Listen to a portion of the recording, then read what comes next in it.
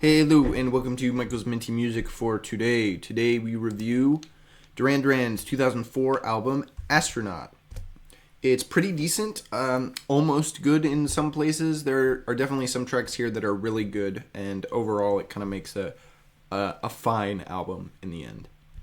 This is the track listing, and these are the tracks I added to my playlist. 8 out of 12, so actually most of them in the end. This that's pretty decent overall. There are some good tracks here. Most of them are just fine. None are really bad, so the album comes together nicely, I guess, in the end. Unlike some of the other Duran Duran albums from this era, there are no songs here that actively decrease the enjoyment of the album. So there's no ones here that are really, really bad. The opening 4 tracks are all pretty good, and they go a long way towards making the album decent. From there, the quality and speed decreases somewhat, but there's still some decent tracks like Taste the Summer. The end of the album isn't super interesting, but it isn't so bad that it ruins the whole experience. So, overall, fine. None of the songs on this album are incredible, but some are pretty good, and most are a decently consistent level of quality. It flows fine, starts off high energy, and then decreases to the end of the album.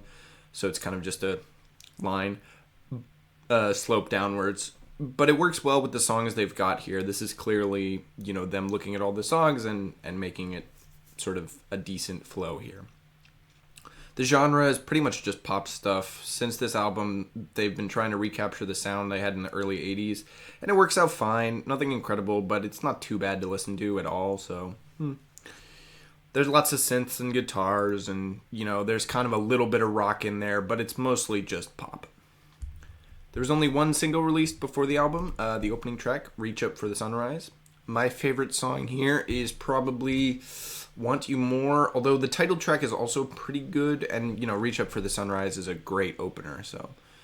There's basically the first 3 of the first 4 tracks are all one of the better songs on the album, so that's pretty good. I ranked this album 5th out of Duran Duran's 16 albums, so just in the top third. This is definitely one of their better albums, but it's not great. Every album above this one is clearly better, higher quality, got more interesting tracks overall.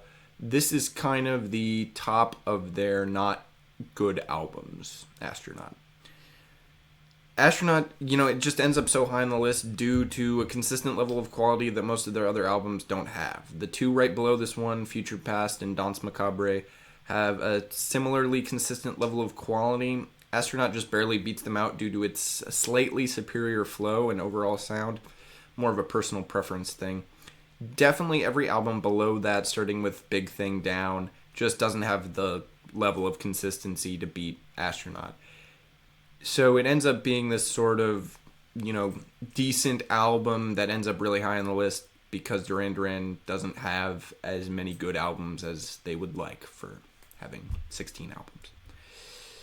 However, this album does not take my top spot from 2004. That stays with Avril Lavigne's Under My Skin, which is a great album. Astronaut is pretty decent, but it's only just barely getting into the good category. Under My Skin is definitely good, and it's leaning more towards the great side of the spectrum. Next up is the Strokes 2013 album, Comedown Machine. This is the last Strokes album for me to review, since I've already listened to and reviewed their 2021. So tune in to see what I review next. Stay tuned for that, and as always, stay minty.